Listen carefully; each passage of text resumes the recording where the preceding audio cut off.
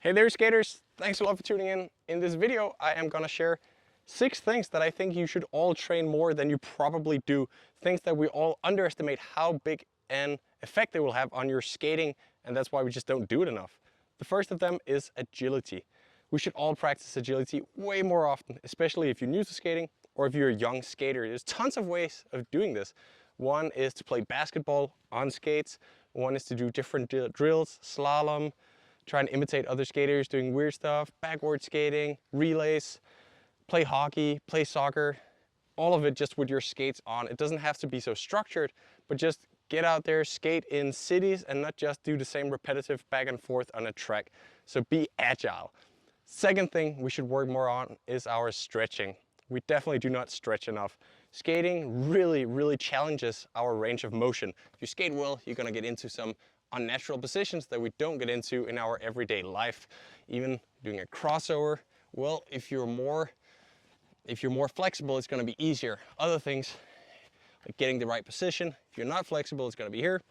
If you're naturally here, you don't have to force it and you can relax more in your skating, and trust me, your back is going to be happy about that. So do stretch a lot. I recommend stretching a little bit of dynamic stretches before a workout, and then later in the day do some long stretch, long holds to improve agility or flexibility. Third thing we don't do enough is skating in the rain. Why? Because it sucks. But we want to be good in the rain because one day, eventually, we probably have to skate in the rain. Even if we try and avoid it, if we traveled thousands of kilometers, say for the Berlin Marathon, and rain starts dropping just before the starting line, we're not just gonna pack our bags and return to home. We're still gonna go and skate. So don't necessarily try and chase the wet days and go for a skate, but if it rains, don't hold back, go out there and skate. Because it is a different technique, we can't apply the same pressure. We're forced to skate more underneath ourselves, and we can't do that, which we shouldn't do in all cases, but that little last push out there, the little spasm to get some more energy out of it. That is just impossible in the rain. We're also going to use some different muscle groups. We're going to use the inside here a little more and the hip flexors. So make sure you train them and go for a skate in the rain, not just for competitions. Another thing we definitely do not do enough is right turns. If you're a track skater and if you grow up in competitive skating, well, you might have noticed that we always turn to the left counterclockwise. But the official rule for skating on a road track is that there must be one right turn in. If you tried marathon skating, you will notice that there's very likely a lot of right turns.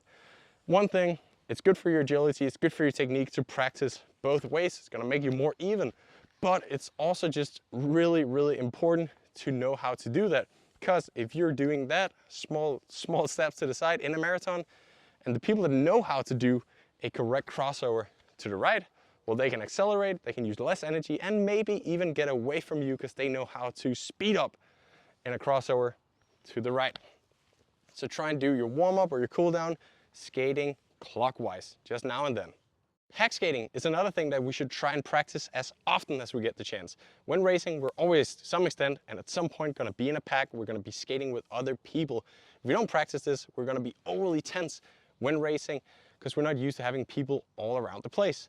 One of the things that really matters is that your strokes are going to be limited. Often you'll find people to each side. You might even get touched by people, get some bouncing. And if you're not used to that, you're going to be very unstable in races, can lead to crashes, and it can also just lead to you blowing up early on because you're so incredibly tense. So know how to enter a pack, know how to exit a pack, figure out when and how to pass people is something that you should do on a regular basis and not just when competing. And then the ultimate and final thing that we should train much more than we do is the core training. A good skater will have a good six-pack. And the reason for this is because core training is so important.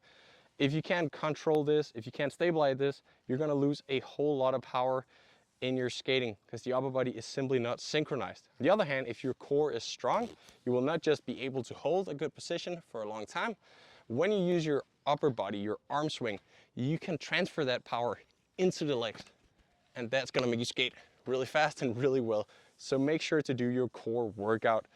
I recommend 2 to 3 times per week. They don't have to be long sessions, maybe 30 minutes at the end of a weightlifting session if you do that already. Those are my 6 pieces of advice for things that you should train more often than you probably do. And that's it for this video. If you want more advice on skating, if you want to see what training programs I would recommend you to follow, well, you can check the description below, subscribe to my channel, and then just stay tuned for the next video. This was fun. I hope to see you again. I'm Viktor Thorup. Bye, guys. My last piece of advice before I leave you, try out Stay. It's an all-in-one nutrition product, so stop fooling around with different vitamins or supplements, whatever. I use this single supplement since 2017 and it works. Link, code, description, you'll find it.